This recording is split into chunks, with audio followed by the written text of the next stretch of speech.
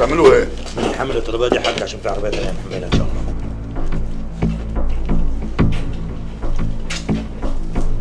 ايه يا دلال؟ حضرتوا يا بنتي الطلبيه بتاع الحاج نصر؟ انا اديت الاوردر لزكي من اول ما وصلني يا حاج.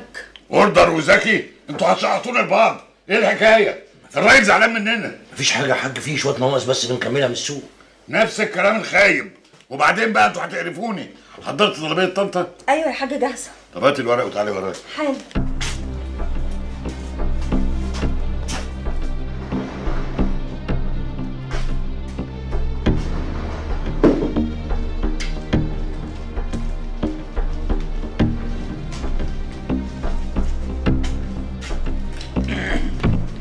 اتفضل يا حاج. برضه يا حاج، هو انت مش هتبطل الحركات دي بقى؟ حركات؟ حركات ايه يا بنتي؟ انا بتاع حركات؟ انا جيت امسك الورق، انما ايدي مدت نفسها ومسكتك انت. ايه في ايه؟ وانا فيها كهرباء ولا ايه؟ حاجه زي كده. خد بالك بعد كده عشان ما يحصلش مس. يحصل مس؟ هو لسه هيحصل مس؟ يا بنتي المس حصل وخلاص. حصل فين؟ حصل جوه، جوه قوي في قلبي. انت مش حاسه ولا ايه؟ يا حاج هزعل. انت ليه محسسني ان في نظرك مش تمام؟ مش تمام؟ وهتزعلي؟ تزعلي لما انا قلبي رفرف من جوه، لما بشوف على الصبح الوش السمح ده، ولا عينيا بتزغلل لما بلاقي ابتسامتك الحلوه دي بتنور لي الدنيا، ولا جسمي كله بيترعش لما بشوف القالب اللي احلى من قالب الزبده ده قدامي. يا حاج كده كتير قوي. لا هزعل، انت فاكرني ايه؟ بس يا بنتي انت هتزيحي ولا ايه؟ صباح العصافير يا حاج. يخرب بيت العصافير، دي خلقه واحد يقول عصافير؟ امال مين يقول صباح العقارب، صباح الحمير؟ جاتك خيبه على منظرك. انا عملت ايه يا حاج؟ سيب ده، ما تعملش حاجه، امشي اطلع بره، امشي. هدي اعصابك يا حاج، مش كده. تأمرني بحاجه تانية؟ استغفر الله العظيم.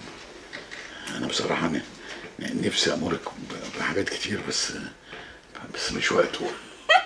طيب الحاج سعد بره. جاته خيبه، ما انا شفت خلقته. خليه مرزوق بره دلوقتي لما راجع الورق اللي انت جبتيه ده. عينيا، عن اذنك يا حاج.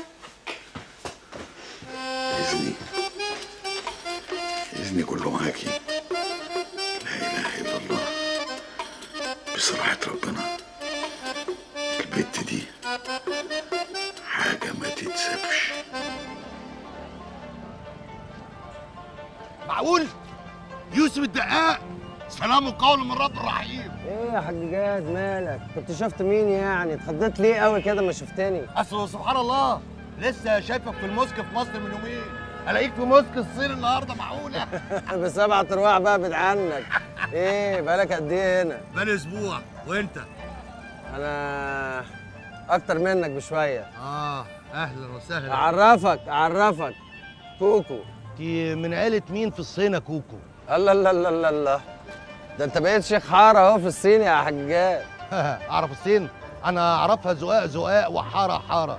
والمره دي بقى هجيب بضاعه مش هتعرفوا تضربوها خالص يا يوسف يا دقاق. عارف ليه؟ لان انا بقى واصل لجد كوكو اللي انت بتقول عليها دي. ما تخلينيش اطلع عليك الحاج سيد بنفسه. وانت شايفه يعني شايلني من دماغه. المهم يا جو، اي اوامر هنا في الصين تحت امرك. الله يكرمك، كلك واجب. انت ان شاء الله مسافر امتى؟ يا عم مسافر فين يا عم؟ انت اللي مسافر امتى؟ انا قدامي يومين كده. وانت؟ بعديك بشويه ان شاء الله، بعديك بشويه. طيب سلام بقى عشان انا استاذن. الله ايه على فين يا حاج؟ عندي ميعاد مع لولو بنت عم كوكو. والله طب خد بالك ان الفرع اللي بتتكلم عنه ده فيه مضروب كتير. بس مش فرز رابع يا يوسف يا دقاق. سلام يا كوكو. ماشيني مع فرخه صيني. يا ترى ايه اللي مرعك علينا قوي كده يا جاد؟ انا اعرف. يلا جبت لي الكلام، بيقول عليك فرز رابع. الو ايوه يا حاج. الاخبار مش حلوه بصراحه، مش حلوه. الاخبار مش حلوه بقول لك. هو في غيره؟ الزفت اللي اسمه جاد. اه هو الزفت ده. وبعدين بقى ايه حكايه جد دي؟ واحنا في كل خرابه هيطلع لنا جد؟ لا اله الا الله. لا اشوف لك حل. وبعدين يا يوسف يا ابني، ده انت حبيبي. انا جاد ده من ساعه ما قبل كده ادانا زومبا وعمل الصفقه بتاع الساعات دي، انا بعديها جبته الارض كتاف. وبعدين بقى يا ابني يا يوسف شوف لك حل. ده انت دلوقتي بتقول حافظ الصين دي زي ما تكون مصر واكتر. خلاص اتصرف. انا المهم عندي تجيب لي ارخص سعر. ايوه انا اعرف انهم بيعملوا الحاجه فرز اول وتاني وتالت. شوف لي فرز خامس سادس اي حاجه. لا بقول لك ايه، انا مش عايزك تحمل هم خالص. يعني انا عايز ابيع الجلد هنا بسعر ما يتذكرش. خلي جاد بقى يشرب الجلد اللي هو جابه في الكونتينرات ده. اسمع انا، انت حبيبي يا يوسف وانت عارف دلوقتي يا ابني البلد اللي انت فيها دي متقدمه قوي. ايوه يا ابني، ابوك الحمد لله ربنا كرمني ومساعدني بكل حاجه. بس المثل برضو بيقول اسعى يا عبد وانا اسعى معاك. فانا عايزك تساعدني يا ابني. شوف لي يكونوا عملوا عندهم حبوب جديده كده مقويه ربنا يكرمنا فيها.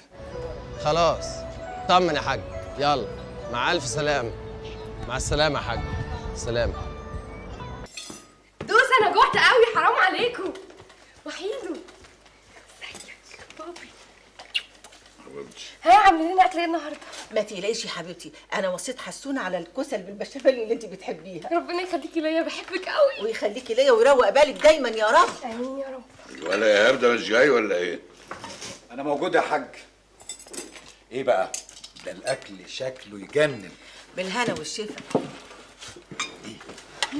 جوعت. قول يا حبيبي، خد الحماميه دي كمان. الحمام ده كويس قوي. حاج انا كان نفسي فيها اخد كل الحاجات. يا ابني نفسك فيها ايه؟ انت هتبص الوقت في الاكل مش شايفه ده يبان وتعبان ازاي؟ شكرا يا حاج، ربنا يكرمك. الفراخ اتاخرت ليه؟ حد يستعجل دوسه يا اخوانا. الفراخ يا دوسه. هات يا ست. ايوه بقى. ولد نفسه. اوعى ايدك انت اوعى ايدك خالص. اخوك حبيبي الاول، هو انا عندي غيره؟ خد يا وحيد، خد يا حبيبي. ربنا يخليك يا حاج، بس يعني الحنيه دي كتير عليا. انت حبيبي يا ابني، هو انا خلفت غيرك؟ ده انت الحلو والجميل اللي فيهم ابيض. ربنا يخليك ليا يا حاج. الاول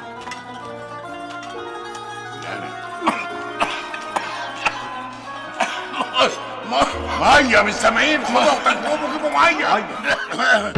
ميه عمال اقول ميه. انت واقف كده ليه ومسهم وبعدين عينيك في الاكل سممته؟ معلش يا حاج، تلاقيه سرح ولا حاجه. انت ايه ما بتفوقش خالص؟ بقف حمار يعني؟ بتبصلي كده ليه دلوقتي يا حيوان؟ انا مش حيوان. انت كمان هتبجح فيا يا كلب. ليه بس كده يا حاج؟ حرام عليك، لزومه ايه بس؟ حيوان كده يا وحيد. بيت غباوتك. حد يعمل كده يا راجل الغبي ده؟ شوف الدواء بسرعه يا حسين. اهدى يا وحيد، اهدى يا حبيبي، اهدى يا ابني عشان خاطري. اعوذ بالله من الشيطان الرجيم. اشرب بالشفا ان شاء الله. بالشفا يا حبيبي. يلا بسرعه اتحرك. يلا هات الميه. معلش استحمل شويه. يلا بسرعه. في ايه يا دوسه؟ الحلقه جت يا سمر. استحمل يا حبيبي. الله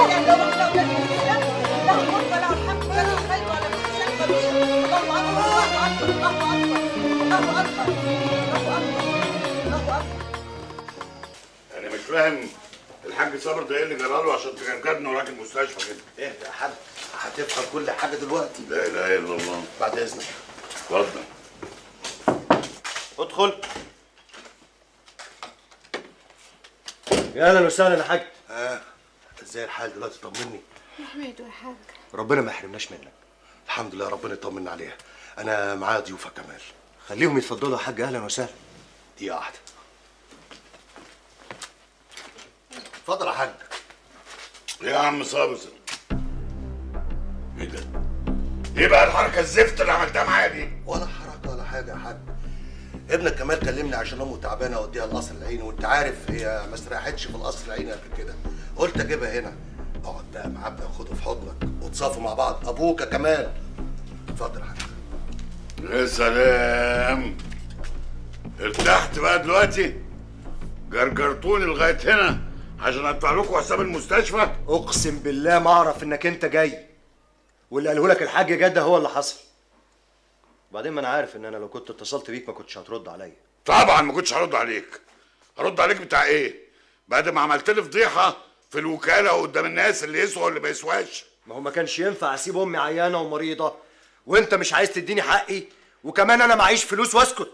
حقك ده يالا كسر حقك. قال حقك. قال انت فاكر ان انا هجيب مطبعه واقعد اطبع لك فيها فلوس؟ وانت يا حبيبي مش حبيت تقعد جنب الست امك؟ خلاص خليها تنفعك. صحيح مش هننفع، بس نفعتك انت.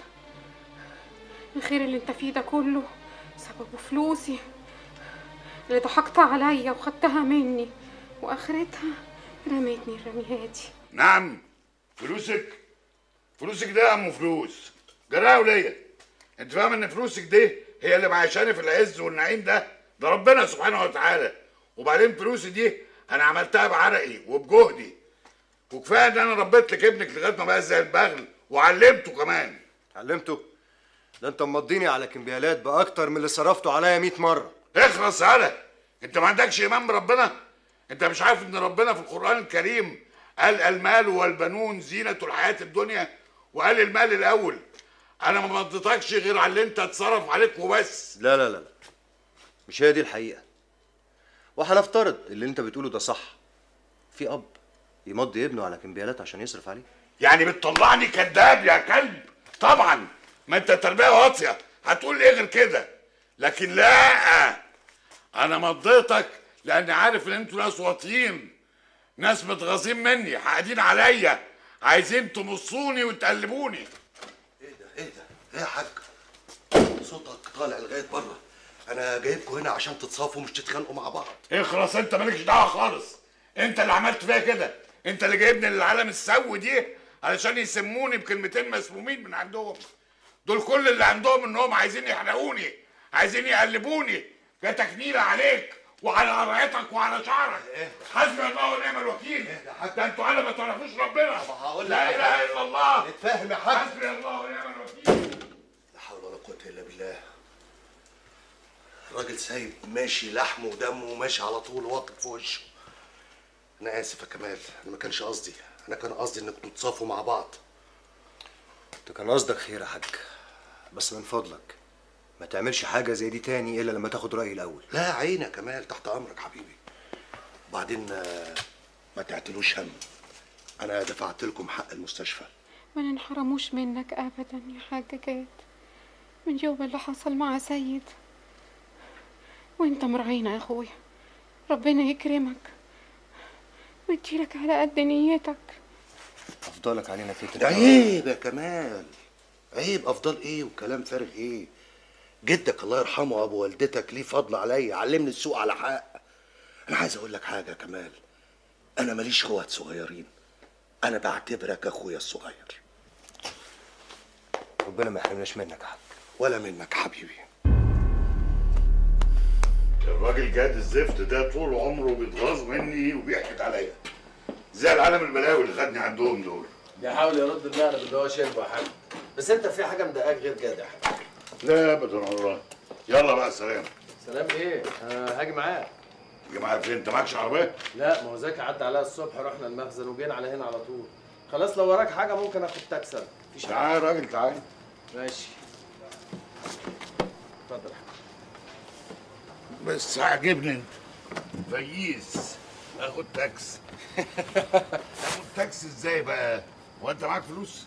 مع ايه؟ ايه؟ يا خبر ابيض، الفلوس يا زكي! زكي! زكي! ايوه هات الفلوس. ايه الفلوس اهي، انا عديتهم مره تانية وطلعوا تمام. طيب بقول لك ايه؟ تقابلني الصبح على باب البنك، هودع الفلوس دي واديك وسط الايداع، تاخده يبقى على مكتب الحاج الصبح، يجي يلاقيه. تأمرني يا برنس. قلت لك 100 مره ما بحبش برنس دي.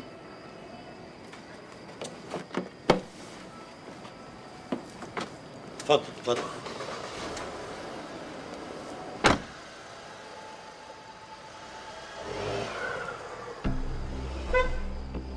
سلام يا برنس.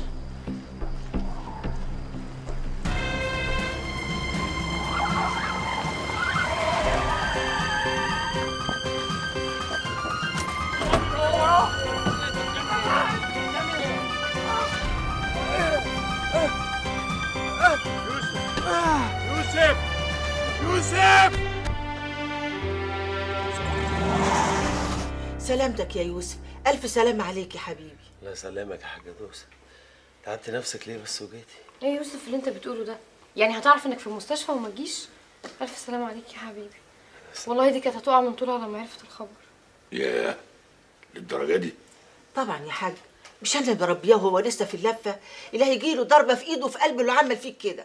على كل حال نحمد ربنا، الجرح طلع سطحي، انما انا كنت هسوق على روحي والله لما شفته الدم بيشر منه. حاج سيد؟ جلالي، طب الحمد لله ان انا طمنت عليكي. طب اديني موبايل حتى قولي لي اخبارك ايه. معلش يا حاج، والله ما عارفه اقول لك ايه. مش عارفه حتى تقولي لي اتفضل هفضل واقف على الباب ولا امشي احسن؟ يا خبر يا حاج، ده كلام تقوله برضه، ده احنا النهارده زرنا النبي عليه الصلاه والسلام. عليه الصلاه والسلام. الست ام دلال بلحمها وشحمها. اهلا اهلا يا حاج. ربنا يبارك فيكي يا مرحبا. اتفضل يا حاج، هروح اعمل لك القهوه بتاعتك. لا لا عودي، مش عايز حاجه، بلاش قهوه. والله يا ست ام دلال انا اليومين دول في ظروف وحشه قوي. خير يا اخويا، كفى الله الشر. ان شاء الله يكون خير. الواد ابن يوسف بعيد عنك، بين الحياه والموت. طلعوا علينا جماعه صيع بلطجيه ومعاهم سلاح، وهو دلوقتي مرمي في المستشفى، ربنا يستر. لا اله الا الله. معلش يا حاج معلش، هروح اعمل لك حاجه كده تشربها تروق دمك. ما قلت لك اقعدي، مش عايز حاجه. ما تسمعي كلامه وتقعدي يا بنت. طيب ياما بالراحه. الله، ممكن يا ست افهم بنتك ما جاتش الشغل ليه؟ ما انتش عارف يا حاج. الله، هو انا سالتك انت؟ الله، هو ايه اصله ده؟ ايوه صحيح، هو سالك انت، بيسالني انا. بتدخلي نفسك في الموضوع ليه؟ وهو يعني كان جابك محامي ليه؟ ايوه يا ستي، جابني محامي. نقطينا بقى بسكاتك. حاضر، مش هنطق اهو. شوف يا حاج، انا هتكلم معاك كلمتين كده من غير لا لف ولا دوران. ونعم الكلام، وانا اعلم ربنا لا بحب اللف ولا الدوران. وانا بنتي صراحه بتحكي لي على كل حاجه، وقالت لي يعني لا مؤاخذه انك انت عينك منها، وان هي حاولت كذا مره تفهمك انها ملهاش في العوج، لكن انت برضه حاطط في دماغك تقطعشها. اقطعشها؟ اعوذ بالله، انا اقطع بايدي عيش دلال؟ ما هو لما تبقى حاططها في دماغك كده يا حاج، تبقى فاهم لا مؤاخذه يعني انها سهله وممكن يعني. اعوذ بالله اعوذ بالله، ما تكمليش. يعلم الله. بص يا ست الحاجه، انا بصراحه ربنا مديني من واسع، مال وبنون وكل حاجه، بس حياتي فاضيه. مفيش حد في حياتي انا قريب منه فعلا او احس انه بيحبني فعلا. فانا بنتك بالنسبه لي دلوقتي، وانا بقول بكل صراحه، بقت زي الورده. يعني هي لو اختفت من حياتي هتبقى دنيتي كلها عامله زي الشاي الماسخ. وبعدين يا حاج؟ وبعدين انا جاي لك دلوقتي بما يرضي الله. انا جاي اعبدها على سنه الله ورسوله. برضه يا حاج هتمشي وتسيبني لوحدي؟ وبعدين يا بنتي، ما احنا اتفقنا على كده. طب بقول لك، ما تخليني انزل الشغل معاك تاني. يوه، ما انت قاعده ببيتك معززه ومكرمه وزي الفل. ما انت يا حاج قلت لي هتجيلي يومين 3 في الاسبوع بس، ترضى يعني ان مراتك تقعد وشها في وش الحيطه؟ وش حيطه ازاي بقى؟ انت مش قلتي انك هتجيبي امك تقعد معاكي في البيت؟ جرى ايه يا حاج؟ هو انت مش عايز تصطبح بوشي ولا ايه؟ على الاقل ابقى قدام عينيك وانت قدام عينيا. يا سلام، هو انا اقدر استغنى عنك ابدا؟ ده انا نفسي تفضلي قدامي كده ليل ونهار على طول. وبعدين ما تقلقيش، دلوقتي الموبايل قرب المسافات. طب بقول لك ايه يا حاج، ما تفتح لي كده محل ولا بوتيك على الاقل يعني اتسلى في غيابك. لا اله الا الله، محل ولا بوتيك؟ لا بقول لك ايه، اذا كان نفسك قوي تنزلي الشغل من بكره انزلي الشغل، انا ما عنديش اي مانع. دي زياره عالية على البال والله. اهلا اهلا يا مرحبا. اهلا بيكم. شوف بقى يا حاج سيد، في الحقيقه انا جيت لغايه بيتك هنا عشان احط ايدي في ايدك، عشان ما يبقاش في بينا مشاكل ولا عداوه.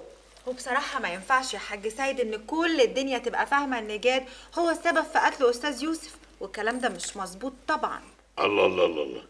ايه يا يوسف، انت سيحت الحاج وقلت انه قتل قتله لا إيه؟ لا اعوذ بالله، ده كانت ساعة الحادثة كده يعني، وكان الواحد اعصابه برضه انت فاهمة يا ست الكل، وكلمتين في لحظة غضب وخلصوا. يعني صافية لبن؟ حليب يا قشطه. قولي لي يا قشطه، اخبار الشغل معاكي ايه ان شاء الله؟ لا ده انا زعلانة منك بجد يا حاج. يعني ينفع تروح تشتري هدومك من بره وما تجيش عندي؟ لا لا دي عندك حق، انا غلطان. الله، هي الهانم شغالة في الازياء الرجالي ولا ايه؟ انا كل اللي عندي سينيهات. صيني؟ بسم الله ما لا شاء الله. لا سينيهات يعني ماركات يا حاج. مش صيني؟ لا امريكاني وانجليزي. طب الحمد لله. اهلا اهلا. لا ده الواحد بقى يجي، مش معقول بقى نروح بره نشتري لبس يعني، الهانم تلبسنا. يا سلام، ده انت هتشرفني. هو انت مش قلتي لي ان انت هتبعتي لي زمايلك؟ بكره هيكون عندك 2 اصحاب. يا قمر انت بموت فيكي. طيب نستأذن احنا بقى علشان وقت اتأخرنا. لا لا لا لا لا، تستأذنوا فين؟ على طالما حد ماشي. اقعد يا راجل، اقعد مكاني هنا. اتفضل اتفضل. الله، ده انا ما صدقتكم موجودين. انا اصلي كنت هتعشى لوحدي، لان الواد ايهاب خرج وراه شغل، وبعدين يوسف كمان، يوسف وراه مشوار مهم هيقوم. انا قوم شوف الستات اللي مستنيينك والحاجات دي. طب بالهنا والشفا. يلا بالهنا والشفا. سلام عليكم. عليك اخضر يا حبيبي. سلام عليكم. بالسلامة. اهلا اهلا اهلا. عليا الطلاق ب3، احنا زرنا النبي النهارده.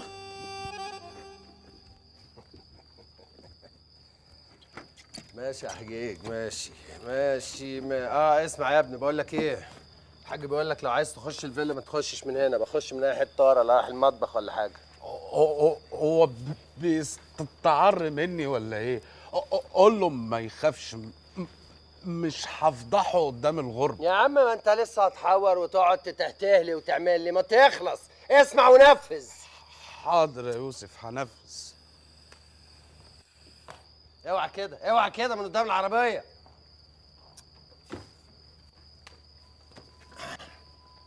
انا قلت 100 مرة السلم ده يتنشف كويس. خير يا حاج، في ايه بس على الصبح مالك؟ ايه اللي خلى السلم مبلول بالشكل ده؟ هتموتوني؟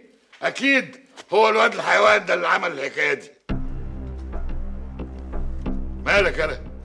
بتبصلي بسماويه كده ليه؟ انت سماوي. في ايه بتبصلي كده ليه؟ جاتك نيله عليك وعلى امك. ما تغلطش في امي، امي ما تشتمهاش. السلام، محروق قوي عشان امك. طب ايه اقولك بقى ان انا هشتم امك دي زي ما انا عايز. وبعدين امك دي كانت ست عفشه، وكانت سيرتها زي الزفت. يعني انت عارفها اهو، امال كنت بتنكرني ليه السنين اللي فاتت دي كلها؟ انت بتظلم على فكره، والكل ظالم نهايه. ايه ده انت؟ ايه اللي بتهببه ده؟ انت بترفع العصايه في وشي؟ انت جننت ولا ايه؟ فردوس. نعم يا حاج. الكرباج بتاعي اللي انت مخبياه هاتيه.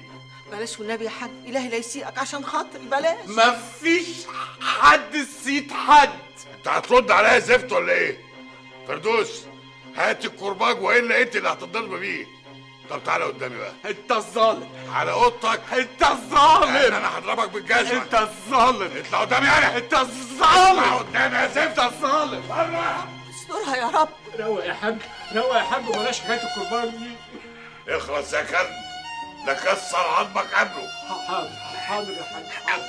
انا سايبه يكتفني بمزاجي يا سيد. سيد؟ انت بتقول لي سيد؟ كمان هتتجرأ على سيدك؟ ده الولايه كان زمانك بتاكل مع الكلاب في الشوارع. افتح يا حاج، يا حاج افتح، الله لا يسيئك. يا بابا كفايه يا بابا كده، حرام يا بابا. يا بابا الحاج عنك انت، الواد هيموت في ايدك. سيبهولي انا ولا كنت هدبه بدل ما توجع دراعك. يا حاج خاف على نفسك، هيموت في ايدك. يا تجنين انت هو، اخرس. مسك المصايب. كفايه بقى. تجنين عليكم وعلى منظركم كلكم. معلش معلش يا حيلة، حقك عليا، انا قلبي بيتقطع وانت بتتضرب. حقك عليا انا. رايح فين؟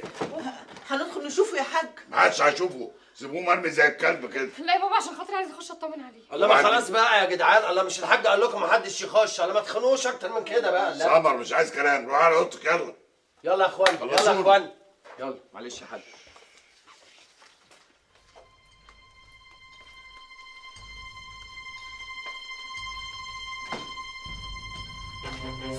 سيد دقاق، انت الظالم ومفتري، وانا مش بحبك. سامعين اللي اتدبوا؟ اعمل فيه اكتر من كده يعني؟ ما تحترم يا بنفسك يا بدل ما اجي انا اربيك يا. وبعدين لو انت مش هيقعد هنا ولا دقيقه واحده، لازم يترمي بره الفيلا. حرام عليك يا بابا. الفيلا ده انا ليا فيها زي اي حد، وانت عارف كده كويس، عارف ان انا ابنك. انت مش ابني، انت ابن حرام. انا مش ابن حرام، واذا كنت ابن حرام فيبقى انت الحرام. بتقول ايه يا كلب؟ اسمع علي، انا مش عايزك في الفيلا هنا، ما تدخلهاش تاني. انت مش ابني وما اعرفكش. لا يا حاج. لا يعني ايه؟ لا ابنك. ابني ازاي؟ اتراخر بقى يعني ايه؟ وحيد يبقى ابنك يا حاج.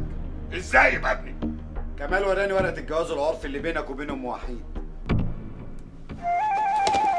وحيد وحيد ده كلب. مش بتكتب ورق يا حاج. ورق ايه؟ انا فاكر حاجه. عشان كده بقى دمك متعكر من ساعة ما جيت. يا ست انا ما نمتش طول الليل، ما نمتش. صحيح، خير انت اعمل شر انت تلقى. عيل عبيط لقيته في الشارع، قلت اخده واعطف عليه، يقوم يشبط فيا ويقول لي انا ابنك. والمصيبه ان اللي زقه على كده يبقى ابني فعلا.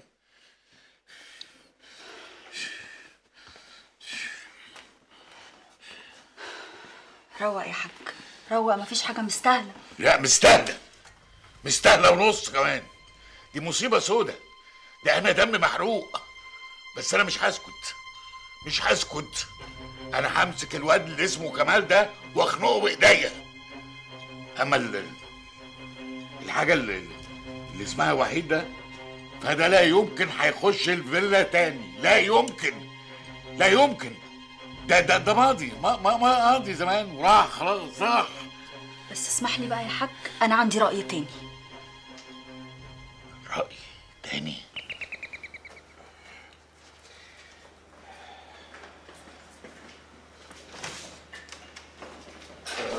بابا. بابا؟ ده انت اللي بابا.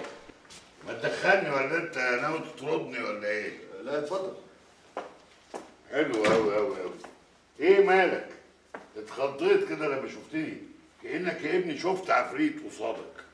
لا ابدا، انا بس اتفاجئت يعني. ما كنتش متوقع انك انت ممكن تتنازل وتجيلنا هنا. ربنا يفاجئك تاني. اتفضل اتفضل اتفضلوا، اقعدوا واقفين ليه؟ اهلا اهلا اهلا. يا مرحب. يا كمال، فين الورقة اللي انت قلت لاخوك ايهاب عليها؟ ورقة ايه؟ ورقة ايه؟ الورقة اللي امك اديتها لك. الورقة معايا أنا، مش هتاخدها. بقول يا كمال، حق لامك والا انا ممكن افرمكم.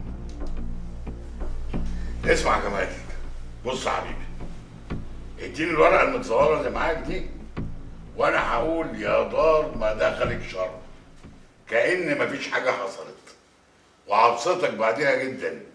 بين لي انت بس حسن نيه وشوف انا هعمل معاك ايه. انا مش ممكن ابدا. والله ما تتعب نفسك وترد، انا مديك وقتك، خد وقتك، فكر وبعدين برد عليا، وان شاء الله هنوصل لخير باذن الله.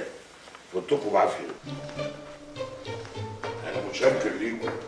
سلام عليكم.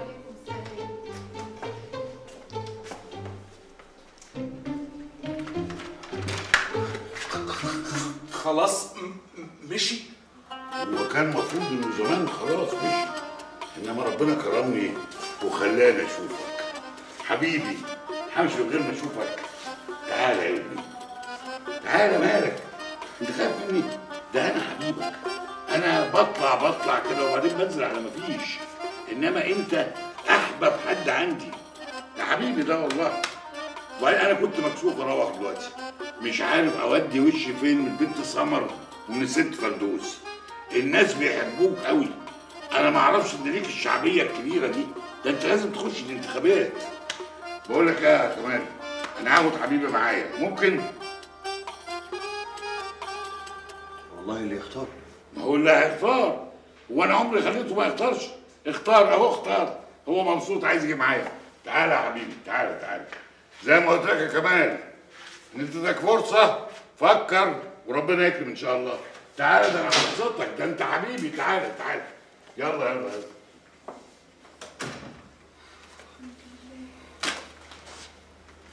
الحمد لله.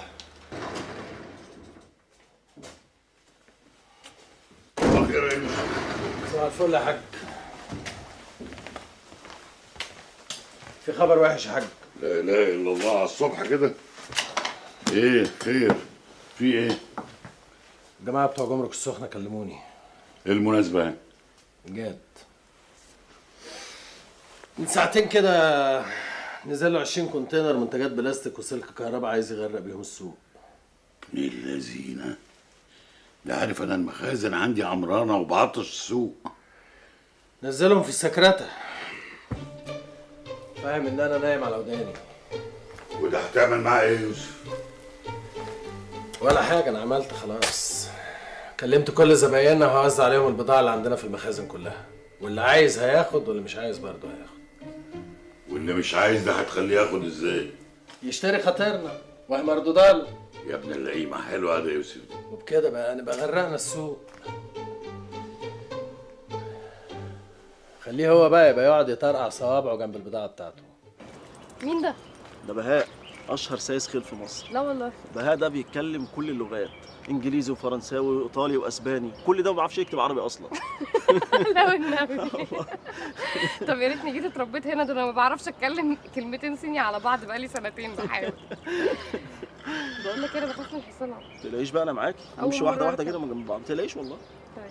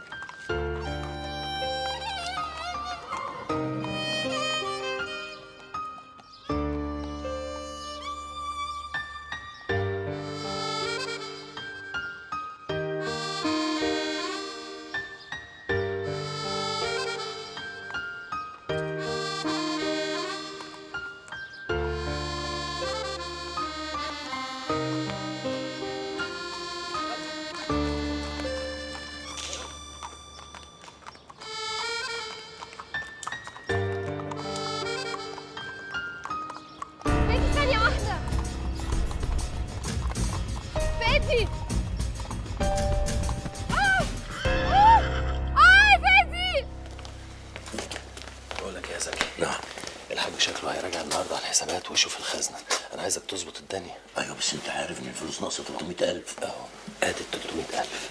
بس بقول لك ايه، اوعى ياخد باله من حاجه. عيب يا برنس. تاني برنس؟ مش قلت لك برنس دي بلدي؟ خلاص حقك عليا. عيب يا باشا.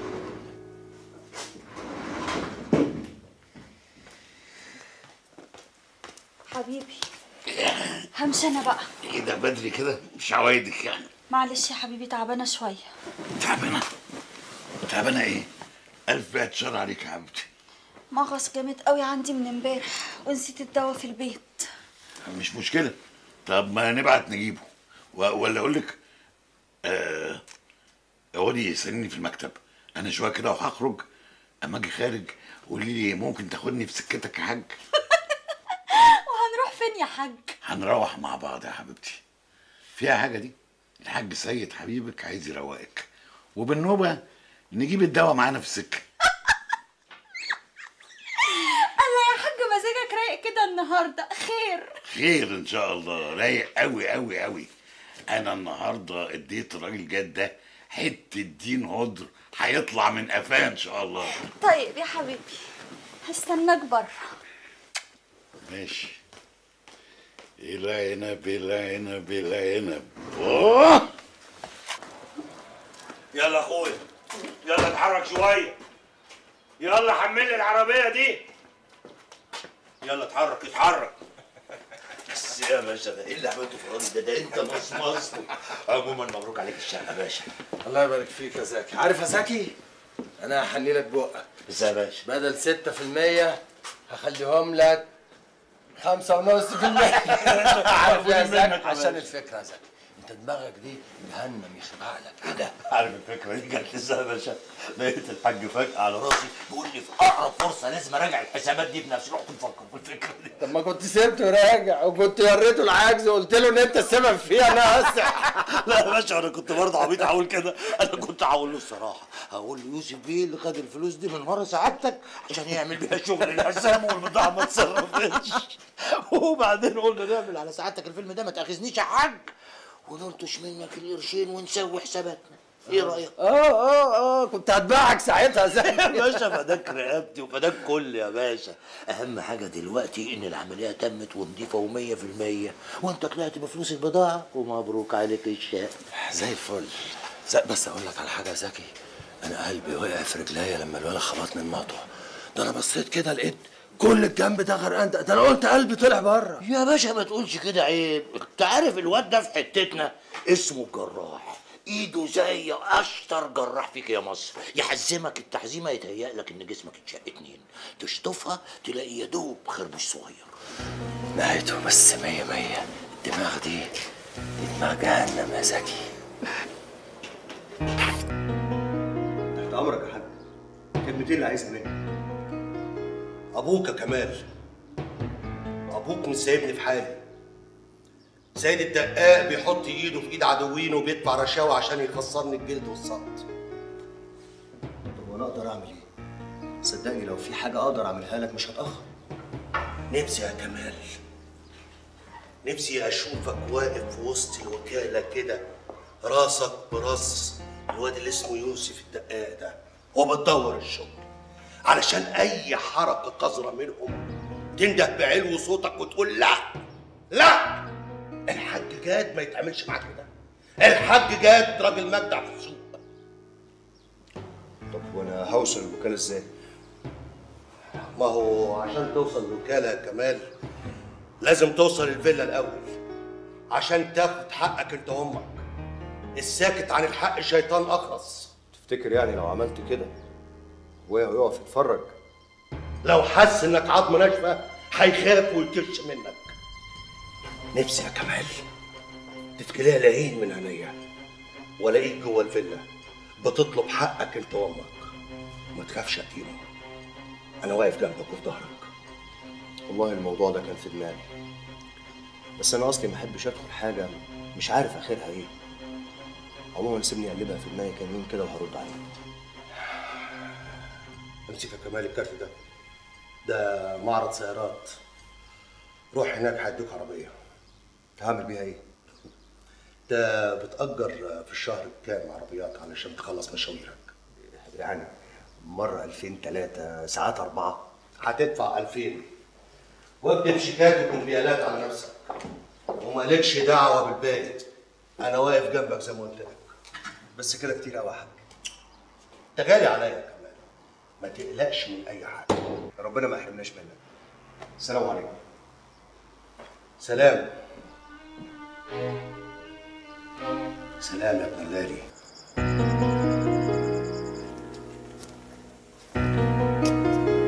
اكيد انتوا بتسالوا نفسيكم انا جماعكم ليه بربطه المعلم كده. عندي خبر مهم عايز اقوله لكم. خير يا حاج؟ انا اتجوزت. مالكم نزل عليكم سهم الله كده ليه؟ ايه ما بتتكلموش ليه؟ ايه رايك يا يوسف؟ لا مش نظريه راي يا حاج يعني، بس يعني ما كانش ليها لزوم الجوازه دي. ما كانش ليها لزوم الجوازه دي. يسلم بقك يا يوسف. يسلم بقك يا يوسف. عجبتك قوي. عجبك انت كمان يا سي يوسف. انما انت ما قلتيش ايه رايك يا حبيبتي يا سمر؟ علشان انا ما اقدرش اقول حاجه يا بابا، دي حاجه ترجع لحضرتك. المهم بس ان محدش يضايقنا ولا حد يفرض رايه علينا. لا بصراحه انا يعني عايز افهم رايك اكتر من كده. يا بابا انا قلت لحضرتك دي حاجه ترجع لك. ترجع له. من حقك تعمل اللي انت عايزه، تتجوز زي ما انت عايز، بس محدش يجي يقعد هنا يا حاج. البيت اللي عاشت فيه امنا ما ينفعش واحده تانية تدخل مكانها. ايه؟ وهي كمان عايزه تيجي تعيش معانا في الفيلا هنا؟ ده اللي كان ناقص بقى. شفت والنبي يا حاجه فردوس الراجل وعمايله. استنى على انت مالكش دعوه خالص. وانت مالك يا وليه يا حشريه؟ انت قاعده معانا بتعمل لي ايه؟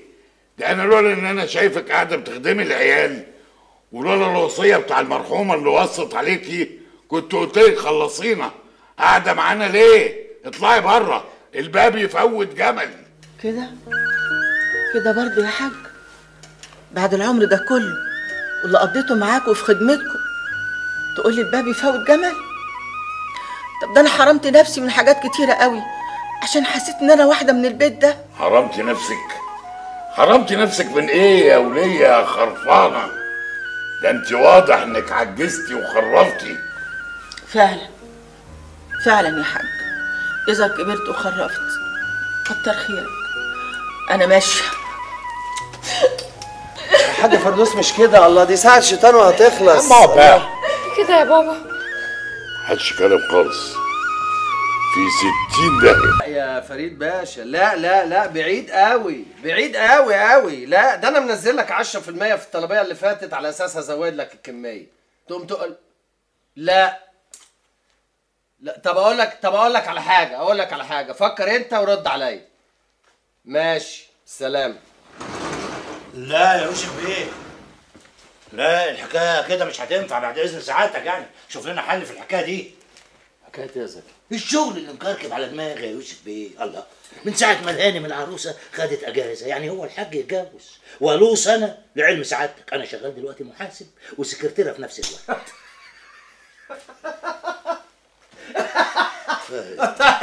طب تصدق انت تنفع سكرتيره عسل يا زكي؟ هقول لك هتلبس بادي، بس البادي ده يبقى ضيق ويبقى نوعه كارينا، وتلبس تحت بنطلون استريتش ضيق، وتعمل لي فيونكه هنا وتدلدل جرس من ودانك.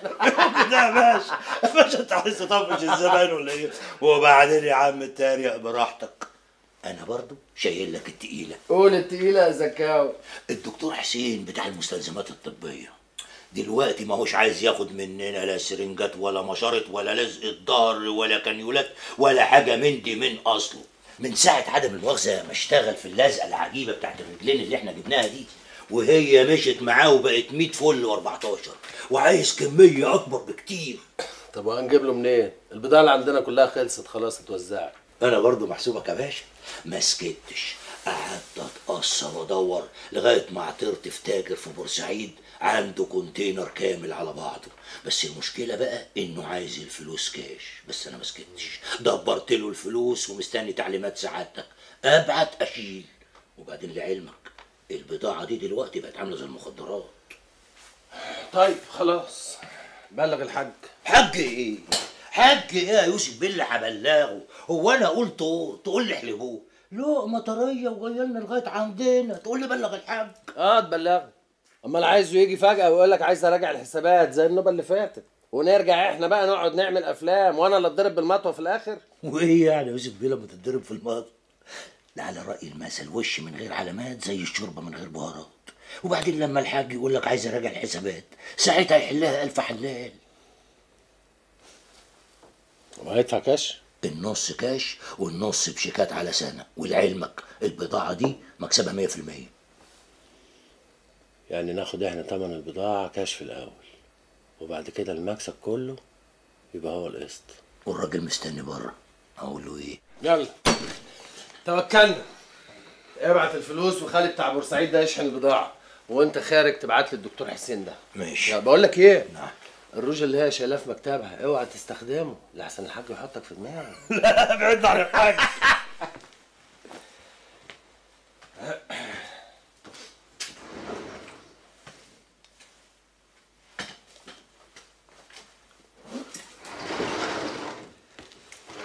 صباح الفل يوسف باشا. صباح الرضا يا دوك، اتفضل.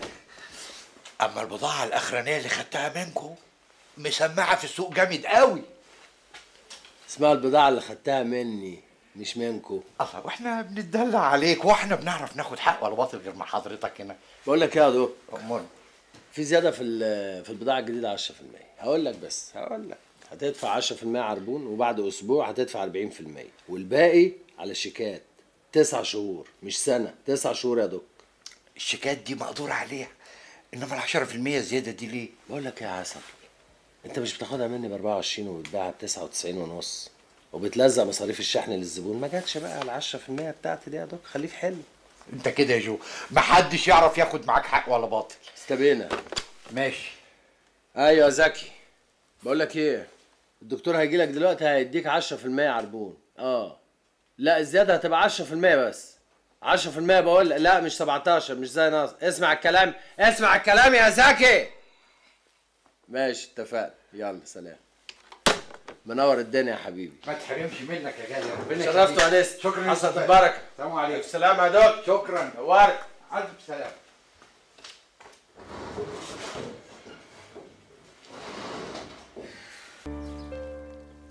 يخرب بيتك انت اتجننت؟ كنت هتجنن لو ما كنتش شفتك. وده من امتى ده ان شاء الله يعني؟ من زمان يا سما. مش هتقولي اتفضل ولا ايه؟ طيب اتفضل خلصني، اتفضل يا مجنون.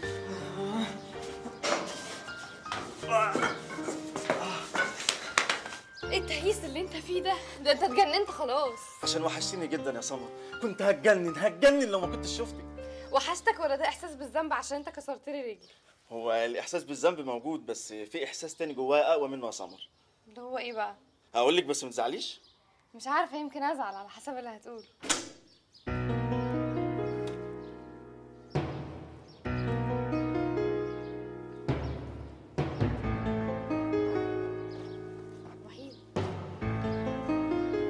وحيد في ايه يا وحيد؟ هتعمل ايه؟ وحيد تعالى يا وحيد. وحيد حرام عليك يا وحيد. في ايه؟ يا وحيد هتعمل ايه؟ هتعمل ايه كمان؟ وحيد هتعمل ايه؟ الغدا جاهز. ميرسي يا وحيد قوي، تعبتك معايا والله. ربنا يخليك ليا يا رب. واشمعنى يعني النهارده مجهزين غدا بدري كده؟ ابوكي مش هنا، قلت تاكلوا بدري النهارده. اقعدي يا حبيبتي اقعدي. طب يوسف وايهاب فين؟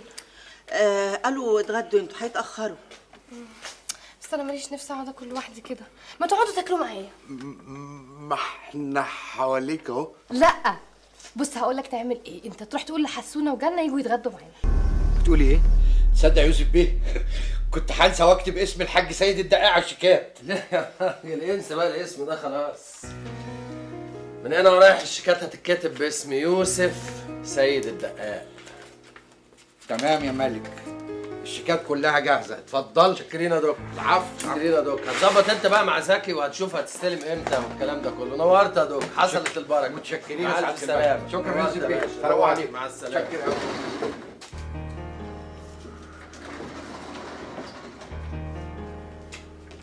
ازيك يا يوسف؟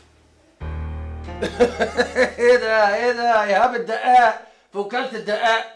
هو ايه اللي جرى في الدنيا؟ القطه كلت عيالها ولا ايه؟ في مصيبه شكلها هتحصل، قلت اجي ابلغك بنفسي. خير؟ كمال الدقاق يا يوسف. ماله؟ جاب والدته وجاي يقعد في الفيلا. جاي يقعد في الفيلا يعمل ايه يعني؟ والحقيقه انا ما اعرفش هيعمل ايه، هو جالي الجورنال من يومين وقال لي انه ناوي يعمل كده. انا تصورت انه بيهدد زي كل مره، ما كنتش متاكد انه هينفذ اللي بيقوله فعلا. هو عارف ان الحاج مش موجود؟ عارف. الله، ولسه قاعد؟ ايوه. ليه؟ انت ما فهمتنيش يا يوسف. كمال جايب والدته وجاي يقعد في الفيلا، خلاص مش هيمشي تاني. جاي ايه يا اخويا؟ ايه؟ سمعني كده؟ اهدى بس يا يوسف. عشان كده انا قلت اجي ابلغك بنفسي، ما رضيتش اكلمك في التليفون. عارف انك عصبي وممكن تتهور. ممكن بقى تهدى عشان نعرف نتفاهم ونشوف هنعمل اهدى ايه؟ اهدى ايه؟ ونتفاهم على ايه؟ ايه اللي احنا ممكن نتفاهم فيه في اللي انت بتقوله ده؟ انا هروح دلوقتي هطلع عين امه. يا يوسف اهدى بس يا عم انت. يوسف اوعى ايدك يا يوسف. ايه ده؟ انت جاي هنا تعمل ايه؟ طب قول سلام عليكم الاول. ما ترد عليا، جاي هنا تعمل ايه؟ اهدى يا يوسف، اهدى يا ابني وصلي على النبي. الله، ما تستنى انت يا حاج على جنب. الله، ده ما بيردش عليا. ما ترد عليا، جاي هنا تعمل ايه؟ مش من حقك تسالني سؤال زي ده. ايه؟ نعم اخويا، سمعهاني كده تاني والنبي. كويس قوي انك انت قلت يا اخويا، ومع ذلك هقولها لك تاني، مفيش مشاكل. مش من حقك تسالني سؤال زي ده. امال مين بقى اللي من حقه يسالك سؤال زي ده؟ كمال عنده حق يا يوسف، لما يجي صاحب البيت هو اللي يتصرف معاه، لما يجي ابوك يكلمه. ابوه مش صاحب البيت. نعم. امال مين اللي صاحب البيت؟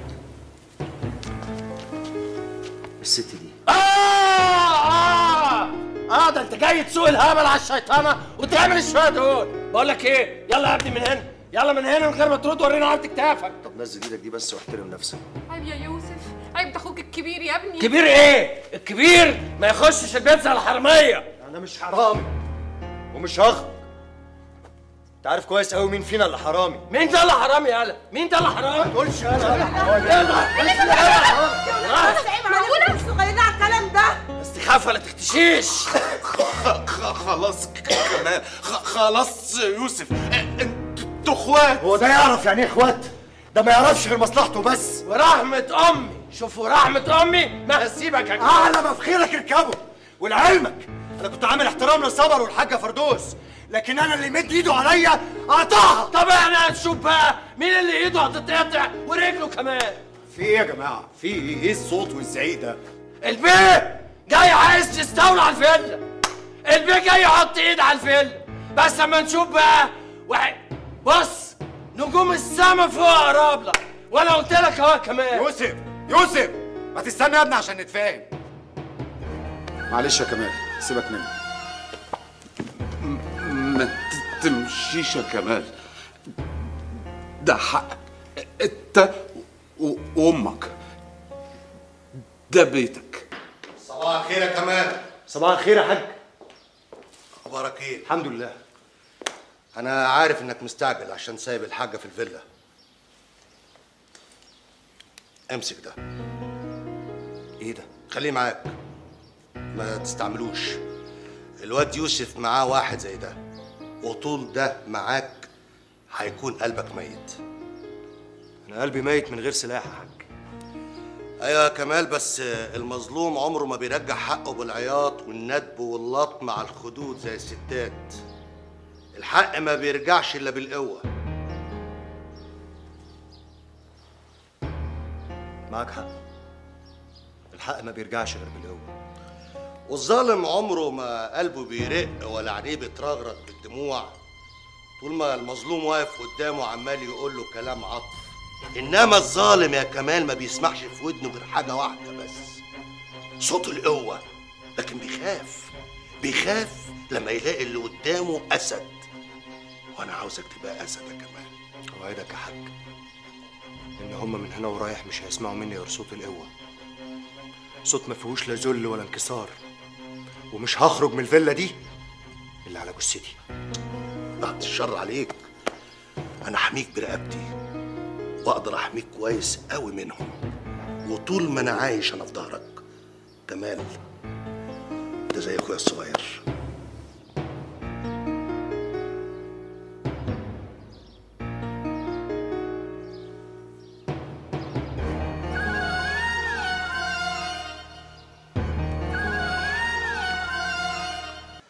المهم ايه الحكايه؟ اقول كمال مين يالا؟ كمال ابنك. ماله كمال؟ جاب امه وجم قعدوا في الفيلا. امه ايه وفيلة ايه اللي قعدوا فيها؟ فيلتنا يا حاج. فيلتنا؟ ايه الكلام الفارغ ده؟ كمال وامه يعني ايه؟ الكلام ده حصل امبارح يا حاج. امبارح؟ وازاي ما تقوليش على طول؟ يا حاج ما انا جيت اقول لك لما كان حفظي قاعد معاك هنا، انت قلت لي لا الدنيا مش هتتهد وسيبني بعدين. لا ده كده الدنيا تتهد وتتدردك وتتنيل من ايدك. ده انا هخرب بيته وبيت امه. الله، طب ما انا ما سكتلوش يا حاج، ده انا شبطت فيه وكنت هعمل جنايه معاه، لولا بس ان خاطر نط في دماغي قلت لو الحاج جه ممكن يغلطك ياض، فارجع واقول له. اغلطك ايه بس؟ خلاص اسبقني يلا وانا جاي وراك، انا هخرب بيته وبيت اهله. ايه عرفك شغل؟ الحاج وصل. كمال يا ابني عشان خاطر اوعى ترد عليه، اغزي الشيطان. ايه ده؟ ايه ده؟ جرايه وليا؟ انت جاي تلقحي جدتك عليا ولا ايه؟ وجاي لي هنا في فيلتي؟ قومي من هنا بدل ما انت جاي انت وابنك ترمي بلاكي عليا. صحيح اللي اختشوا ماتوا. اخرسي قطع لسانك. بس كويس انك جايبه الزفت ابنك معاكي عشان ياخدك وتغور وما ترجعوش هنا تاني ابدا. ابني مش زفت، تقولش عليه كده. ما هو اصل لو انا زفت يبقى العيب فيك انت اللي ما عرفتش تربي. عندك حق، انا فعلا ما عرفتش اربيك. انما انت ازاي يا كلب تجيب امك وتتهجموا على الفيلا هنا وانا مش موجود؟ انا ما اتهجمتش على الفيلا، انا جيت اخد حق امي، حق امي اللي استحليته وبيجري جوه دمك بالحرام. حرام؟ اخرس اخرس يا حيوان! انت اللي 60 حيوان. ماشي انا بقى اوريك مين فينا اللي حيوان يا حيوان. معقوله اللي بيحصل ده يا بابا؟ حضرتك سايبهم يتخانقوا كده وانت واقف؟ سمر مالكيش دعوه انت، ولا خد امك واخرجوا من هنا دلوقتي حالا، والا هخلي الليله دي اسود ليله هتشوفوها في حياتكم. انسى على ايه؟ يعني مش هخرج من هنا الا على جثتي واعلى ما في خيلكوا اركبوه انت وابنك ده. للدرجه دي؟ طب اقسم بالله لو ما خرجت انت وامك دلوقتي لهدفنكم مكانكم هنا. تدفننا هنا؟ ليه؟ هو انت بقيت تشتغل تراب اليومين دول ولا ايه؟ تراب يا كلب؟ طيب استنى. ايه اللي انت بتقوله لابوك ده؟ انت تصدق ان انت حيوان فعلا؟ خلاص بس يا سمر بس تخاف ولا تختشيش.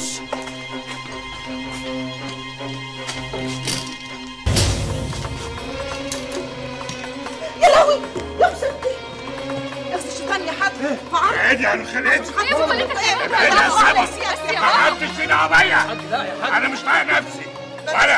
ولا اخر فرصه قدامك عشان تخرج بره البيت يا كلب. انا مش كلب ومش همشي. يا جدع انت خور، خد امك دي وخور. انت عايز تعمل لنا جنايه في الفيلا؟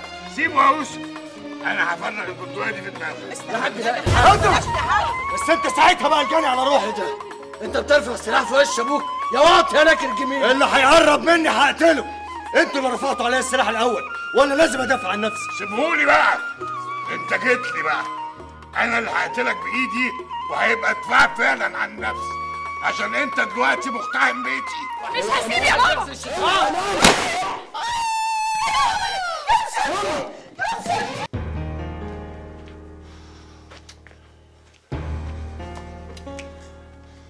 يا حاج انا مش فاهم انت قاعد مستني ايه؟ لا ما انت لازم تسيب الفيلا دلوقتي. يعني انت رايك اهرب الكام يوم دول؟ لغايه بس ما نشوف الحكايه هترسى على ايه. الله، انت مش قايل لي ان الرحله لما تبقى شديده لازم تميل لها؟ مظبوط. يعني رايك ابعد شويه لغايه ما يبان اصل الحكايه. بس الدنيا تبان بس يا حاج على قولك، وبعدين نشوف الزفت اللي اسمه كمال ده هيرسى على فين. اهو نعرف هيقول ايه واحنا نحضر نفسينا ونجهز الرد. والله وجات له على الطبطاب ابن اللئيمه. معلش معلش يا حاج، عشان خاطر يا حاج اتكل على الله، عشان خاطر انا، عشان خاطر حبيبك يوسف ابنك. يلا عندك حق بس بقى طمني اول باول الله يخليك. ماشي يا حاج. بقول لك ايه، انت هترسى كده على فين؟ انا هروح اريح شويه في المهندسين. ماشي يا حاج. سلام. سلام عليكم. سلام يا حاج. سلام. سلام.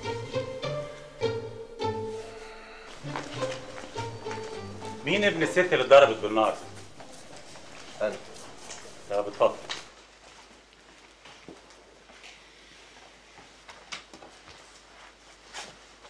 هي اسمها ايه بالكامل؟ سعاد عبد الله محمود. وانت اسمك ايه؟ كمال سيد الدقاق. انت ابن الحاج سيد الدقاق؟ ايوه. وهي الست الوالده اتضربت بالنار ازاي يا استاذ كمال؟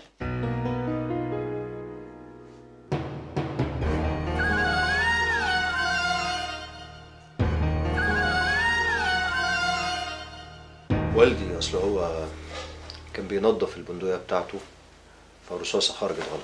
وهو فين السيد الوالد؟ في البيت. في البيت؟ بيعمل ايه في البيت؟ اصل هو حضرتك يعني تعب جدا واغمى عليه بعد اللي حصل ده، فجبنا له الدكتور هناك لحد البيت. ماشي. عموما انا هستنى لغايه لما ان شاء الله نطمن على الست الوالده وبعدين نبقى نكمل التحقيق. طب حضرتك عايز مني اي حاجة تانية؟ لا اتفضل انت دلوقتي.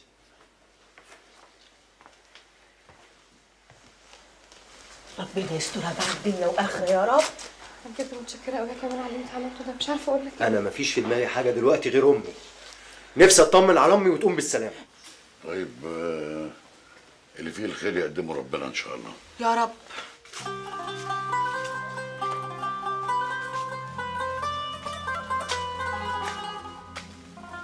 كمال يا ابني،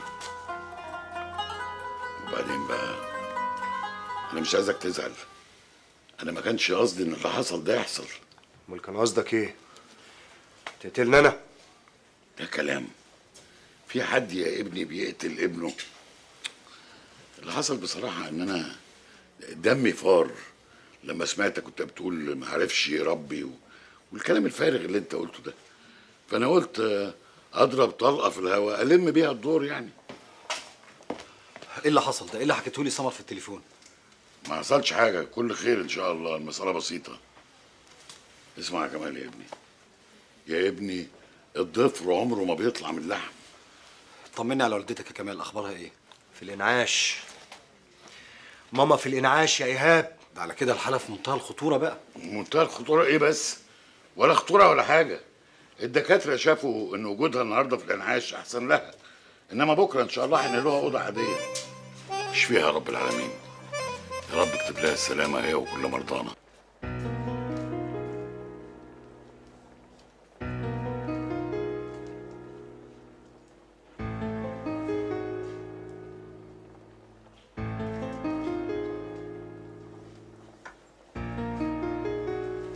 صباح الخير يا حاج. صباح الخير يا حبيبي. مالك يا حاج؟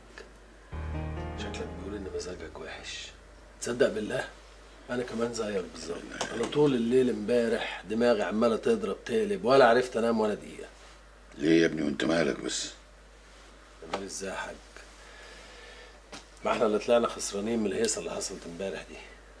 خسرانين ازاي بقى؟ خسرانين ازاي ايه؟ الواد ركب ودلدل رجليه يا حاج. لا ده متهيألك، بكره تشوف ابوك هيعمل ايه. متهيألي ازاي يا حاج؟ ما هو كده كسر كلامك وهيقعد في الفيلا، واكتر من كده كمان قل ادبه عليك قدام كل الخلق اللي في الفيلا. معلش معلش، الصبر طيب يا يوسف، استنى عليا. تقصد ايه يا حاج؟ بص يا يوسف، احنا دلوقتي الغلط راكبنا، والواد عمل فيها شهم، ما رضيش يجيب سيرتي قدام البوليس، وبعدين امه لسه في المستشفى، يعني النيابه شغاله، وده لو غير اقواله ممكن يدخلنا في سين وجيم وموال ما احناش قده دلوقتي. يعني ايه يا حاج؟ يعني ايه الكلام اللي انت بتقوله ده يا حاج؟ انت ناوي تسيب الواد ده يا حاج؟ اسيب مين؟ صبرك بالله، اقسم بالله لوريه ايام اسود من نارنا الخروب. اهلا سعاده الباشا. اهلا سعاده الباشا. اهلا اهلا يا فندم. اهلا يا فندم. اهلا كل سنه وحضرتك طيب. اهلا يا هانم. اهلا يا هانم، منورين الدنيا والله يا سعاده الباشا. منورين الدنيا. اهلا ازيك يا حاج جاد؟ الله يسلم عليك يا باشا. ازيك يا مدام لقاء؟ ازي حضرتك؟ الف مبروك. الله يبارك فيكي. ميرسي. كلفت نفسك كتير يا حاج سيد. تكاليف ايه يا باشا؟ ده احنا عايشين في خيرك. وبعدين بصراحه انا ما عملتش حاجه، انا لوحدي كنت طلوس، انما البركه في يوسف بقى هو اللي عمل كل ده. ميرسي قوي يا انكل. ميرسي يا يوسف. كلك ذوق يا حاج، وليك معزه خاصه جدا عند معالي الوزير. والله انتوا اللي ليكم معزه كبيره قوي يا هانم عندنا. ميرسي قوي يا جماعه، عن اذنكم. ما انا بقى نسى ندى. طيب كل سنه وانت طيبه يا هانم. وانت عقبال 100 طيب. سنه. ميرسي. واو. ها؟ واو ايه وحش يعني؟ لا بالعكس، ده حلو قوي، بس ده شكله غالي قوي يا يوسف. مفيش حاجه تغلى عليك يا هانم. ميرسي. شوفي كده يا مامي. الله، ذوقك لطيف قوي يا يوسف. انت جيت على نقطه ضعف ندى، بتموت في الالماس. اتفضلي شوفيه كده يركع. حلو بجد، والله طلع ذوقك حلو يا يوسف. عشت يا ست لقاء، عشت. شكرين. ميرسي. هي مش بنت معاليك برضو كانت بتدرس في الخارج؟ ايوه هي خلصت دراستها وهتيجي تعيش معانا هنا في مصر، مش كده يا ندى؟ بابي ما تحاولش تورطني، انا لسه ما خدتش قرار في الموضوع ده. طب والله برافو عليكي يا ندى ان انت عارفه تعيشي لوحدك في كندا. من ساعه اختي ما اتجوزت وهي عايشه معاها بره. ما انا بقول كده برضو. حضرتك مش ممكن هتطمني وهي بتدرس لوحدها بره في الخارج. ليه بس يا حبيبي كده؟ البنات خلاص بقت حره ومستقله، بتعرف تعيش لوحدها، مش لسه هيستخبوا ورا اهاليهم، مش كده؟ عندك حق يا مدام لقاء. طب ما تيجي اوريكي كده منظر لا مؤاخذه سعاده الباشا، يعني هنوري الهانم بس منظر كده في النيل والمرايه. اتفضلي. يلا. ايوه بس لو اقنعتها انها تعيش معانا هنا في مصر هيبقى ليك عندي مفاجاه كبيره. المشكله ان هي يا باشا هي اللي تلعب في دماغي وتخليني اسافر معاها بره. دمك خفيف قوي يا يوسف. اتفضلي يا حاج، اتفضلي يا حسن. اتفضل يا باشا. حتى في المناسبات اللي زي دي جد ما بينساش البيزنس، اهو واخد معليه على جنبه وعمال يرغي في الشغل. هتقولي لي ما هو جاد ده شاطر قوي. لا عيب كده بقى، مش اشطر منك انت يا حاج، ده انا سامعه ان انت حوت السوق كله. مش للدرجه دي، جاد برضو راجل شاطر وناصح. طب يا ريت تقول لي في ايه بقى؟ فيك انت، كونه يلاقي واحده زيك ويعرف يقرب منها ويقربها منه، ده دليل على انه راجل ناصح قوي. ميرسي يا حاج على المجامله اللطيفه دي. والله ما هي مجامله ولا حاجه، ده كلام بجد. ولعلمك الناس كلها بتحسد جاد عليكي. وانت بقى من الناس اللي بيحسدوا؟ مش هخبي عليكي، اكيد انا بحسده قوي، بس سبحان الله ما بيأثرش فيه كأنه متحصل. لا بس دي حاجه حلوه قوي ان انت يعني بتتكلمي عربي كده، يعني رغم ان انت عايشه بره على طول. ايوه، ما انا عندي صحابي كتير قوي عرب ومصريين. وعندك بقى اصحاب هنا على كده؟ يس. عندي بنوته كده صاحبتي بقالها فتره، انتمتي اسمها سالي، هبقى اعرفك عليها ان شاء الله. والله لو في نصيب وفضلتي قاعده في مصر هخليكي تحبي مصر قوي. ما انا اوريدي بحبها. لا انا مش قصدي يعني تحبيها، ما انا عارف انك بتحبيها، قصدي يعني هوريكي حاجات انت عمرك ما شفتيها. ازاي يعني؟ الهرم وشايفاه وعارفاه. لا هرم ايه بس؟ لا هرم ايه؟ الله انا لا انا قصدي يعني هوريكي حاجات يعني. طب انت عمرك كلتي لحمه راس؟ وات؟ يعني ايه لحمه راس؟ يعني ايه لحمه راس؟ يعني تعرفي البلوبيف يعني واللانشون والحاجات دي. هو بقى ايه؟ هو بلوبيف ولانشون كده بس شعبي. بيجيبوا بقى راس العجل لا مؤاخذه كده وقوم حاططها على القرمه، نازل بيها على القرمه ومقطع بقى، ونروح بقى ايه هوكلك لحمه راس في النصريه عند الواد شغل. اوكي فهمت. اوكي والله انت عسل، والله انت عسل. واقول لك على حاجه، اقعدك بقى على قهوه الحسين والسيده وتشيشي وتعملي احلى شغل هناك. واو، شكلنا هنبقى اصحاب موت. يا ريت انت بس سلمي لي نفسك كده. اقول لك على حاجه، اعتبريني شركه سياحه، سلمي لي نفسك ومش هدفعك جنيه حد. اوكي يا سيدي انا موافقه، سلمت لك نفسي. عسل. دي فرصتنا مع الوزير. انا شايف البورصه واقعه في الارض، بس وضعها المادي جامد قوي. انا شايف ان وقوعها ده وراه لعبه كبيره. وانت من امتى بتهتم بالبورصه يا جاد؟ لا يا باشا انا بفهم في كل حاجه. عموما سيب لي الموضوع ده وابقى هرد عليك. لا هو الحل بسيط وسهل قوي. انا بقول ناس كبار يشتروا الاسهم بتاعه الشركه دي، في الحاله دي انا هشتري وراهم على طول. صدقني يا حاج، البيزنس في اللبس يكسب جدا، ما تقلقش. انا مش مسألة قلق ومش مكسب وخساره، انا الحكايه ان انا في التجاره ما احبش اخش في حاجه مش فاهم فيها حاجه من اصله. انا بفهم بقى يا حاج، مش هضيعك ما تقلقش. بصراحه بقى انا السيوله مقصره معايا اليومين دول شويه، ونفسي اشتري كام ماركه حلوين وكميات كبيره. ينفع تساعدني؟ بقول لك ايه، هو انت ما عرفتيش تقلبي جاد؟ قلت يا مايل على سيد وسهل اقلبه يعني؟ عيب الكلام اللي بتقوله ده يا حاج. انا لو عايزه اقلب جاد هعرف كويس اقلبه واميل دماغه على الاخر. بس انا بصراحه ما بحبش شغل القرايب، داخل فيها عواطف ومشاعر. جاد جوزي، لو اختلفنا هتبقى في مشكله، لكن لو انا وانت اختلفنا خالتي وخالتك وتفرقوا الخالات. على كل حال هو موضوع يستاهل افكر فيه، وعلى طول هقول لك رايي ان شاء الله. وانا مستنيه. عارف يا جو، انت لطيف خالص وجديد جدا. والله ده انت اللي عسل، عسل بالقشطه، شوكولاته بالجوز واللوز والمكسرات كلها. هو احنا هنبدا بقى امتى الرحلات السياحيه بتاعتنا؟ نو بروبلم. يعني عادي يعني ممكن نبدا من بكره الصبح، صح؟ يا وحيد، في ايه يا عفاف؟ مالك؟ ابويا التعب زاد عليه وفقد النطق. حصل امتى الكلام ده؟ لسه من شويه. طب روحي غيري له هدومه عبال ما البس وحصلك. يلا ابويا. انتوا ازاي تستنوا عليه لما حد تسوق بالشكل دوت؟ والله يا دكتور احنا ما قصرناش في حاجه. هو مش بياخد الدواء في مواعيده؟ جيت لي الحق يا دكتور، كان في نوع برشام غالي بياخده، بس من ساعه ما خلص ما قررناهوش. ما قلتليش ليه؟ انا كنت هجيبه. ومش وقته الكلام دوت، المريض لازم يطلع العنايه المركزه فورا. طب المطلوب كام يا دكتور؟ لا احنا في مستشفى حكومي، دي مجاني، بس لازم تتصرفوا في انبوبه اكسجين. معلش هي ناقصه في المستشفى شويه. دكتور طب الاكسجين دي اجيبها منين؟ من بره المستشفى.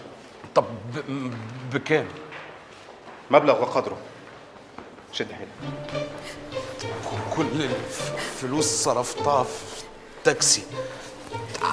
عفاف خدي امك واطلعي فوق عند ابوكي، وانا هعمل مشوار وجاي على طول. هتروح فين؟ هجيب اكسجين.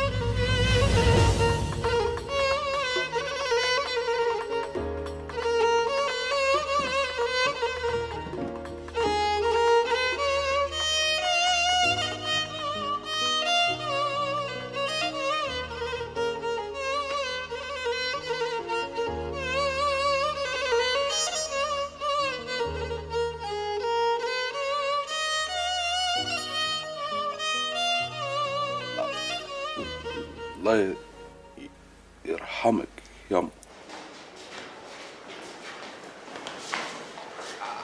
عم متولي عامل ايه دلوقتي؟ والله يا ابني من ساعة ما مشيت محدش خرج قال لنا أي حاجة. أحط الأنبوبة؟ حطها. قطعت نفسي يا عم. كتر خيرك. كتر خيري؟ كتر خير مين يا عم؟ أمال فين أجرة العربية؟ نسيت كام؟ ساعة العربية نص نقل معروفة ب 80 جنيه. 80 جنيه ليه؟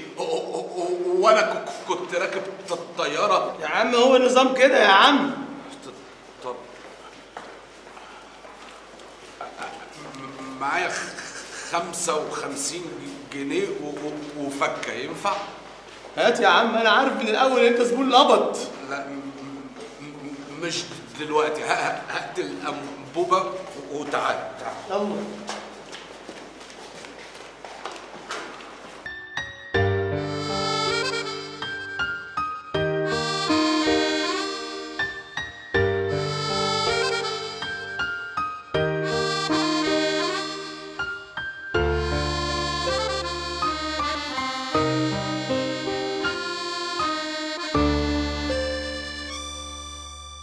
صباح الفل يا باشا. ازيك يا نمر؟ ازيك يا باشا؟ دماغك خفت من الحمد لله يا باشا. طيب الحمد لله يا باشا. روح انت. شكرا يا باشا. يا زكي امورنا يا حاج.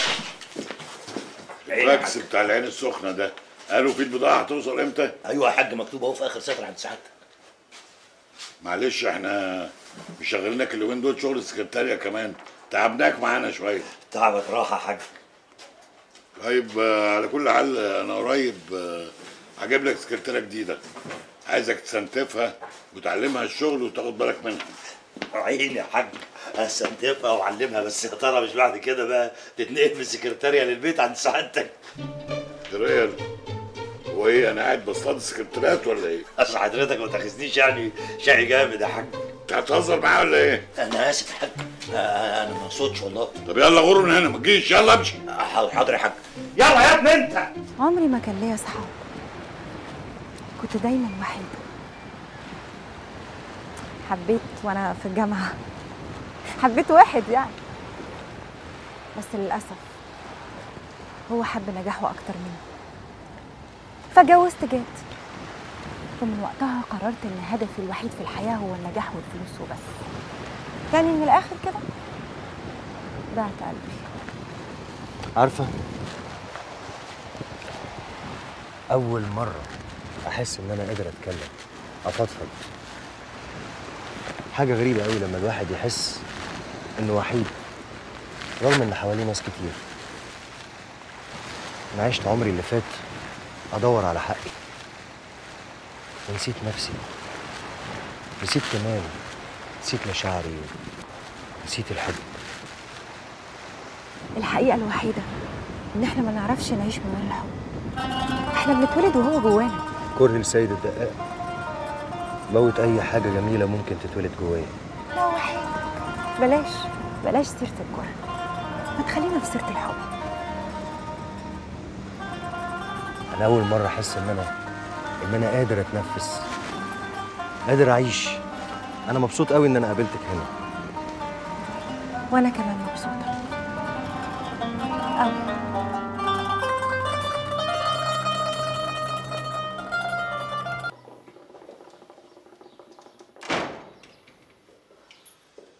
لقاء. نعم. ايه يا حبيبتي مالك بتزعقي ليه كده؟ لا بزعق ولا بتنيل. انت كنت فين؟ كنت في 60,000 داهية يا اخي. ايه ده؟ بعد الشر عليك يا حبيبتي. مالك يا حبيبتي في ايه؟ معلش يا جد، انا تعبانه وقرفانه قوي بجد. انا محتاجه اطلع استريح، ممكن؟ طب خدي بس طمنين عليك، انت مش طبيعتك. في يا لقاء؟ قلت لك قرفانه وتعبانه وزهقانه وعايزه استريح. ينفع تسيبني استريح بقى؟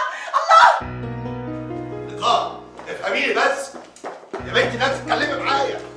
لقاء على فكره يا انت من ساعه ما سافرتي سفريه شهر جديد وانت راجعه متغيره، في حاجه ضايقتك هناك؟ مفيش. طب بصي يا بنت الناس، اقعدي مع نفسك كده بهدوء وفكري، وبعدين قولي لي ايه اللي مضايقك بالظبط. جد؟ ايوه حبيبتي. طلقني.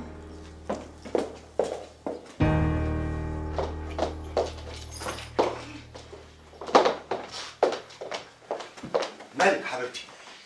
مالك في ايه؟ انا مخنوقه.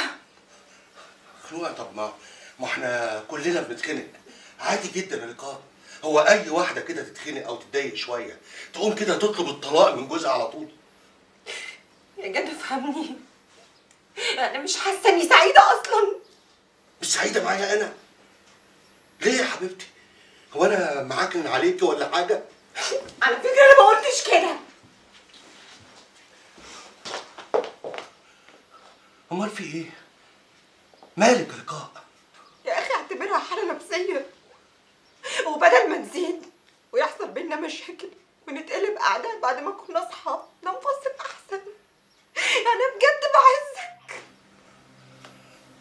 بتعزيني؟ ياه.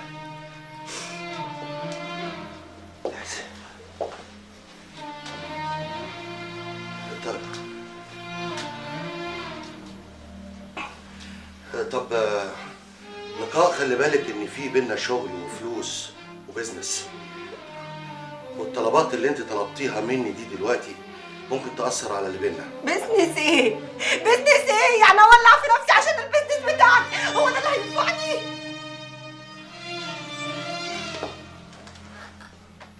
تولعي في نفسك؟ واكتر بكتير كمان. طب ممكن اطلب منك طلب؟ اتفضل. اقعدي مع نفسك يا لقاء وراجعي كل الكلام اللي انت قلته لي دلوقتي، بس لازم تفتكري حاجه جامده قوي، ان انا بحبك. تفتكري كويس قوي الايام اللي بينا. انا كنت شايلك على كفوف الراحه يا لقاء. بص يا بنت الناس، هقول لك على فكره حلوه قوي. لقاء احنا طالعين مع بعض العين السخنه، هاخدك معايا واقعدي هناك شم هوا، يمكن حالتك النفسيه تهدى شويه. فكري ولما ترجعي قرري. لو كنت لسه عاوزه تطلقي صدقيني قوليلي طلقني يا جاد وانا هطلقك على طول. مش عارفه يا عم خليه يحمل العربية على ما اجيلك. اقول له استنى. ما جيتش امبارح ليه يا عاصي؟ عندك يوم. على الفل يا حاج. صباح الرضا يا حبيبي. طلبتني. اقعد. خير يا حاج؟ خير ان شاء الله. بيني وبينك اصل انا سمعت خبر كده مش عارف هيكون رايك فيه ايه. خبر ايه يا حاج؟ خير ان شاء الله. يعني اصلك من ساعه ما كلمت بنت سعادته مفيش خبر. لا هي اتكلمت ولا ابوها اتكلم، اللي كان واجع دماغي كل شويه عايزين خدمه يا حاج، عايزين خدمه يا حاج. بصراحه يا حاج انا الموضوع ده كان قافش كده في دماغي، انا بصراحه ما كنتش عايز ابين لك، وكنت ناوي اكلمها النهارده. لا لا لا لا، كويس بقى انك كنت ناوي وانك ما كلمتهاش فعلا. ليه؟ اصل بصراحه ربنا انا لما لقيت الموضوع ماع وبوخ قلت مش هسكت بقى. رحت ماسك الموبايل ومكلم معالي الوزير. قلت له يا معالي الوزير ايه الحكايه؟ ازاي سعادتك؟ يعني اخباركم ايه؟ قال لي هو برضو الكلمتين الفارغين اللي انت عارف بيتقالوا في الحالات دي. يا حاج وبعدين بعد الكلمتين اللي بيتقالوا في الحاجات دي حصل ايه؟ انت يا ابني متصرب عليه، ما تستنى. قلت له يا معالي الوزير يعني من يوم يوسف ما كلمكوا ما سمعناش منكوا لا حس ولا خبر. ايه الحكايه؟ وبعدين يا حاج وبعدين؟ ما انا لسه بقول لك وبعدين اهو.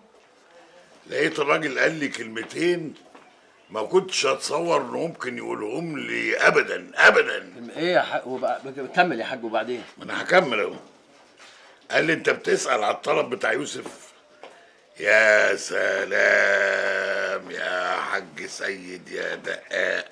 يا حاج وبعد ما قلت له يا سلام وهو قال لك يا سلامين، وبعد السلامات دي حصل ايه؟ هو قال لي بس يا عم الحاج سيد يا دقاق يا عظيم.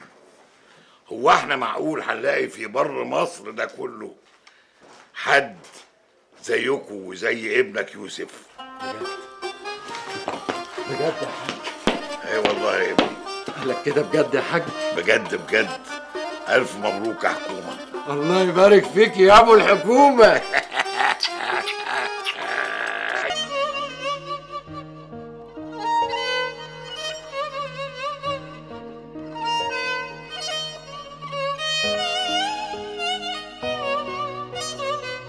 يا ترى ايه اللي غيرها بالشكل ده؟ يا ترى ايه اللي حصل في سفرية شرم الشيخ دي؟ يا ترى عندها مشكلة في الشغل ومش راضية تقول وهو ده اللي معكنن عليها؟ ولا يكونش التغيير ده وراه سيد الدقاق أو يوسف ابنه؟ ما هم كانوا عندها في المحل. بس لو كان في حاجة ما كانتش قالت لي انهم راحوا لها. بس انا برضو ما استبعدش اي حاجة من الدقاق وابنه. ولا يوسف، دلوقتي انا فكرت كتير في الموضوع بتاع الواد اللي اسمه وحيد ده. قلبته في دماغي يمين وشمال ولقيت ان احسن حل ان انا اعترف بيه واقول ده ابني ويا دار ما دخلك شر. ايه رايك؟ طب والله عين العقل يا حاج، عين العقل منك. خلينا نفوق لشغلنا بقى ونخلص القصه دي. ده رايك؟ طب تعالى ورايا. وحيد وحيد مبروك يا وحيد. الف الف مبروك. مبروك مبروك على ايه؟ الحمد لله ربنا نصرك في الاخر وكمل صبرك على خير. طب فهموني ايه اللي حصل. انت ما تعرفش يا وحيد، ابوك اعترف بيك، يعني انت بقيت اخونا رسمي، فاهم؟ بالحضن يا اخويا. بجد؟ انا مش مصدق نفسي. امال بابا فين؟ ايه؟ بابا؟ وحيد وحيد انت بتتكلم عادي؟ ايه ده؟ وحيد يا عم بتتكلم احسن مننا. ايه ده؟ انا بتكلم. مبروك يا حبيبي. الله يبارك فيك. وحيد ابني حبيبي يا نور عيني. وحيد يا ابني، انا بعترف انا كنت غلطان في حقك. انت ابني وربنا يقدرني وعوضك عن كل دقيقه ضاعت منك. انت ابن سيد الدقاق. ربنا يخليك ليا يا بابا، ربنا يخليك ليا حبيبي. وحيد ممكن اخدك في حضني يا وحيد؟ يوسف اخويا حبيبي، انا فرحان قوي. انا فرحان قوي يا جماعه. انا مش مصدق. معقوله كلكم جنبي؟ امال فين حسونه وفردوس وجنه فين؟ احنا كلنا جنبك اهو. مبسوط يا وحيد؟ مبسوط قوي، بس فرحتي مش هتكمل الا لما تبقى جنه جنبي.